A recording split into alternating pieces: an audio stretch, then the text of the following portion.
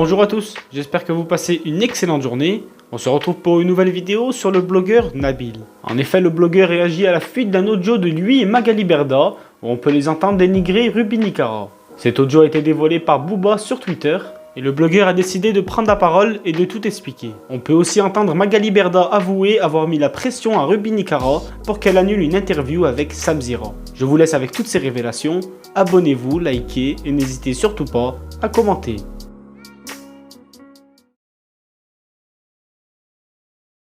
Salam alaikum tout le monde, j'espère que vous allez bien, que vous passez une très bonne journée. Bon, très rapidement parce que j'ai pas que ça à faire, je vais répondre par rapport à l'audio qui est sorti hier sur le Twitter de Booba, où on m'entend lors d'une conversation avec Magali, où on parle de Ruby.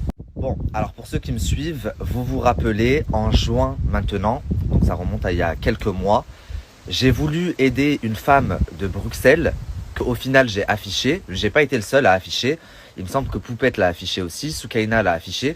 C'était une femme qui m'avait contacté en pleurs en m'expliquant qu'elle avait perdu sa fille, qu'elle sortait la tête de l'eau maintenant, que ça faisait plus d'1 an, qu'elle voulait faire un événement et j'avais voulu l'aider. Sauf qu'avec le temps, je me suis rendu compte, tout comme Poupette, Soukaina et d'autres influenceurs, qu'elle est en train d'arnaquer tout le monde et qu'elle avait pris de l'argent à des prestataires pour des stands pour un événement qui allait jamais avoir lieu. Suite à ça, j'ai été contacté par des gens de chez elle, de Belgique, qui m'ont dit « Nabil, tu te rends pas compte, elle a tué sa fille, elle a fait des trucs de fou. Enfin, qu'est-ce que tu fous avec elle ?» Donc, moi, je lui avais mis une pression et je lui ai dit « Écoute-moi bien, tu vas rembourser tout le monde où je vais t'afficher. » J'avais fait un live où je l'affichais, j'ai appelé Poupette. Enfin bref, vous vous rappelez certainement de cette histoire. Et pour ceux qui n'ont pas suivi, elle est sûrement encore sur YouTube. Les gens l'ont.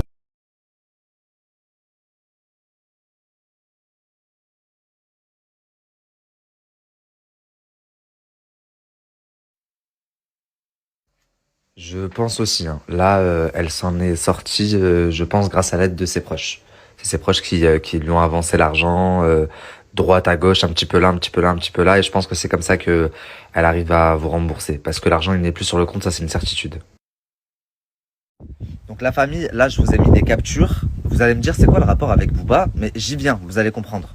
La conversation est très longue, mais c'est des captures. Donc il y avait un groupe avec toutes les victimes à qui elle devait de l'argent et les influenceurs qui avaient été mis en cause pour son événement arnaque. Donc il y avait moi, il y avait Cam Makeup, il y avait Rebecca, il y avait Manel Beauty, il y avait Soukaina, il y avait Poupette, il y avait plein d'influenceurs. Maintenant, ce qui s'est passé avant qu'on en arrive à la conclusion que ce soit une arnaqueuse et que on crée ce groupe.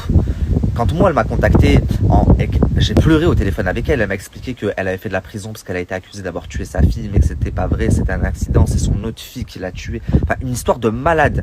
J'étais organisatrice d'événements avant en Belgique, je fais des événements de fou, j'aimerais me remettre dans le bain pour sortir la tête de l'eau, j'ai vraiment voulu l'aider. Donc elle m'explique que elle a démarché plein d'influenceurs et que parmi ces influenceurs, elle a démarché une influenceuse de l'agence Shona Evans, mais qu'elle s'est fait arnaquer par l'agence. Donc moi, je lui dis quoi? Comment ça tu t'es fait arnaquer? Elle me dit bah j'ai payé, je sais pas quoi, mais au final la vidéo, je dis je vais te régler le problème. Et ceux qui me suivent, ça fait longtemps que je le fais, je l'ai fait pour beaucoup de gens. Il y a beaucoup de gens, par exemple Maïsan, je l'ai connu comment? Maïsan aujourd'hui elle fait partie de ma bande, mais de base j'ai été contacté par une abonnée qui m'a dit j'ai été arnaqué par un placement de Maïsan ou je sais pas quoi, j'ai appelé Maïsan. Maïsan, il s'avérait qu'elle-même s'est fait arnaquer, elle a remboursé la cliente, etc. Donc c'est quelque chose que je fais très souvent. Moi elle me dit ça. Je vais en parler publiquement, mais avant d'en parler publiquement, j'appelle Magali. Magali, là, il s'avère qu'il y a ça, c'est une arnaque, c'est quoi ce délire? La meuf, elle s'est fait arnaquer, c'est moi qui l'aide, patati patata. Elle me dit, Magali, elle me dit, mais jamais de la vie, c'est pas possible. Je lui dis, moi, elle m'a dit ça. Elle me dit, ok, est-ce qu'il y a moyen que cette meuf, tu la ramènes au bureau? Je lui dis, ok. J'appelle la meuf de Belgique et je lui dis, écoute, je suis à Paris, là, dans la semaine, j'avais une interview avec Marco Mouli. Je lui dis, viens, comme ça, je termine mon interview et je te ramène voir Magali, je te règle ton problème. Écoutez la moralité de l'histoire. Faites du bien aux gens et on vous chie dessus. Après mon interview avec Marco, je la ramène donc chez Magali, enfin au bureau. Elle expose le problème à Magali. Magali lui explique que la personne qui lui a vendu l'influenceuse ne travaille pas chez Shona Evans, que c'est quelqu'un qui sous-traite et qui en effet la contacte pour prendre des influenceurs, vendre des posts, etc., etc. Elle lui dit t'inquiète pas, je vais régler le problème de suite. Et je me dis, alhamdoulilah, j'ai fait une bonne action. Maintenant, avec Magali, on se retrouve à discuter de Ruby, parce que si vous allez sur ma chaîne YouTube, une semaine avant, il y a Ruby qui vient dans mon plateau. C'est Magali qui me l'a envoyé suite à son agression. Et dessus, donc, Magali me dit « Ruby, elle est folle, je l'adore, cette meuf, etc. etc. » Sauf que, c'est pas ce que vous avez entendu, parce que moi, dans l'audio de Booba, on a l'impression qu'on dénigre Ruby. Alors que c'est pas ce qui s'est passé, et je vais vous le prouver. Enfin, restez bien jusqu'à la fin de la conversation. En fait, moi, ce qui me choque, c'est que je me dis, la meuf que j'ai ramenée, à qui j'ai réglé le problème, que soi-disant elle s'était fait arnaquer, machin, que j'ai voulu aider, bah en fait, elle est en train d'enregistrer dans le bureau. Alors, encore une fois, la famille, j'ai aucun problème avec le fait que la conversation sorte publiquement, parce que j'assume d'une tout ce que je dis, et de deux, il n'y a strictement rien de mauvais dans la conversation, si on vous la met en entier. Elle me parle de Booba, j'ai obtenu une décision de justice pour son Instagram. On parle de Ruby parce que la semaine d'avant, elle me l'a envoyé au plateau. On parle de Kevin et Carla parce que je lui dis j'étais au mariage, j'ai vu le fils de Stéphane, mais je vous ai pas vu. Enfin, il y a vraiment rien de fou. Mais il y a deux grosses choses qui me dérangent énormément. Donc la première, je vous l'ai dit, c'est le fait de me faire enregistrer par quelqu'un à qui j'ai voulu faire du bien, à qui j'ai voulu faire du rire. Mais bon, ça m'étonne pas trop. J'en apprends chaque jour sur l'être humain et chaque chose est une leçon en fait. Et la deuxième des choses, c'est la désinformation. Parce que j'ai pas trop apprécié ce qu'a fait Booba. Je m'explique, je vais vous mettre une capture et je reviens vers vous. Après, à l'agence de Jean Lévin, t'as aussi pas mal de meufs qui travaillent pour toi. Par contre, j'ai eu des casus. Moi, j'ai aucun des influenceurs. Regarde, même Ruby Nicara, s'il te plaît. Ouais. Bon, elle est détraquée. Mais en gros, on est tous détraqués. Non, mais ce que je veux dire, c'est non, mais pour faire ce genre de story, il faut quand même être détraqué. Mais en soi, elle est attachante. Tu vois, c'est une fille où tu vois que c'est détraqué, mais c'est une gens aussi détraquée. Et en soi, encore une fois, on est pas. Et Ruby, moi, je la connais, ça fait 3 ans maintenant, peut-être 2 ans et demi, 3 ans. L'autre jour, elle allait faire ça dans la journée. Elle allait faire Samedi Rap. Elle m'appelle, elle me dit oui, Samedi Rap, machin. Ruby, elle m'écoute au doigt et à l'œil. Ça veut dire qu'elle est folle. Et je lui ai dit, Ruby, il n'y a pas de Samedi Rap. Tu vas aller chez Nabil. Donc du coup, j'appelle Nabil, je fais Nabil, je t'ai envoyé Ruby, elle n'ira pas. Et je lui ai fait annuler Samedi Rap le jour même. C'est vrai. Elle n'y est pas et je lui ai dit, moi, il n'y a pas. Elle a attendu 3 jours que moi je fasse son tournage pour venir. Il n'y a pas. C'est-à-dire, Samedi Rap, c'est mort, niette et enterré. C'est-à-dire que lui, je vais aller jusqu'au bout. Ici, ça va être un exemple. Ça va être mon deuxième exemple. Par contre, j'ai eu des casus. Moi, j'ai aucun des influenceurs. Regarde, même Ruby Nicara, s'il te plaît. Ouais. Bon, elle est détraquée. Mais en gros, on est tous détraqués. Non, mais ce que je veux dire, c'est non, mais faire ce genre de story, il faut quand même être détraqué. Mais en soi, Ruby, moi, je la connais, ça fait 3 ans maintenant, peut-être 2 ans et demi, 3 ans. L'autre jour, elle allait faire ça dans la journée. Elle allait faire Samedi Rap. Elle m'appelle, elle me dit oui, Samedi Rap, machin. Ruby, elle m'écoute au doigt et à l'œil. Ça veut dire qu'elle est folle. Et je lui ai dit, Ruby, il n'y a pas de Samedi Rap. Tu vas aller chez Nabil. Donc du coup, j'appelle Nabil, je fais Nabil, je t'ai envoyé Ruby, elle n'ira pas. Et je lui ai fait annuler Samedi Rap le jour même. C'est vrai. Elle n'y est pas et je lui ai dit, moi, il n'y a pas. Elle a attendu 3 jours que moi je fasse son tournage pour venir. Il n'y a pas. C'est-à-dire, Samedi Rap, c'est mort, niette et enterré. C'est-à-dire que lui, je vais aller jusqu'au bout. Ici, ça va être un exemple. Ça va être mon deuxième exemple. Bon, comme vous pouvez le voir, la famille, les deux audios sont différents. Et ils ont été postés à quelques minutes d'intervalle. Mais comme il était tard, il était à peu près 2 h du matin, il s'est dit, bon bah il n'y a pas beaucoup de gens qui ont vu et qui feront la différence. Sauf que la première version avait déjà été, enfin il y a déjà des parties qui ont été coupées. Mais si en plus la deuxième version, tu recoupes encore le peu de bien qui est dit, tu vois, bah t'as l'impression qu'on dit que du mal.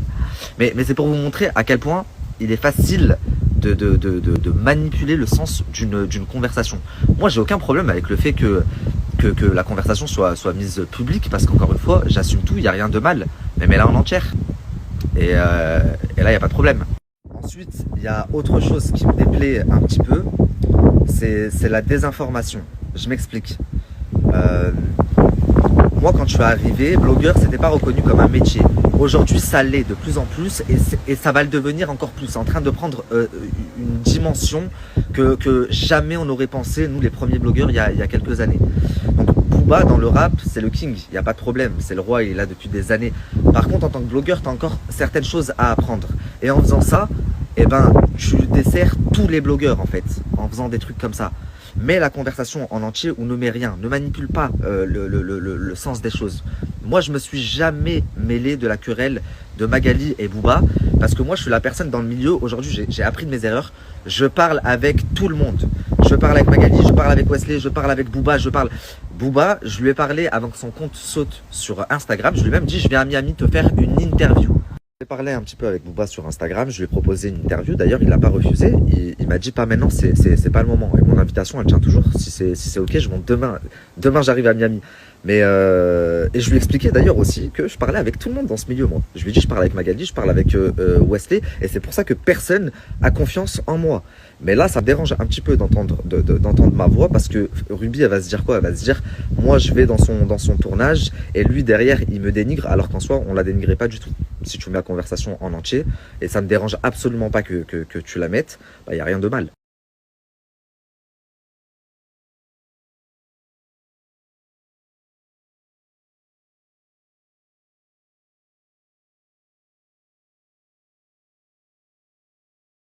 Il y a une semaine de ça, Noémie, qui est dans la bande Nabil Flix, elle est chroniqueuse chez moi, elle fait partie de la bande de mes tournages et tout. Elle m'a appelé, elle m'a dit écoute, ça me dira, il envoie des messages à mon frère et tout pour que j'aille faire une interview. Est-ce que ça te dérange si j'y vais? Je lui ai dit mais pas du tout Noémie, vas-y. Je lui ai dit déjà qu'il y a plus grand monde qui va chez lui, alors oui, vas-y. Si ça peut lui permettre d'avoir un petit peu de contenu. Mais si j'étais mauvais, que moi je bloquais les gens, bah, j'aurais dit à Noémie ça va pas ou quoi, tu vas pas? Et bien sûr qu'elle n'y serait pas allée, puisque à choisir, mieux vaut la longévité et même l'affinité, puisqu'on s'entend très bien avec moi, et elle fait beaucoup de tournages avec moi, plutôt qu'aller faire une interview avec Sam. Mais je suis pas dans tout ça, contrairement à lui. Et moi, mes chroniqueurs, ils sont libres d'aller et de dire ce qu'ils veulent. Il n'y a pas de contrat de 70 ans, il n'y a pas de... Donc voilà, juste ça.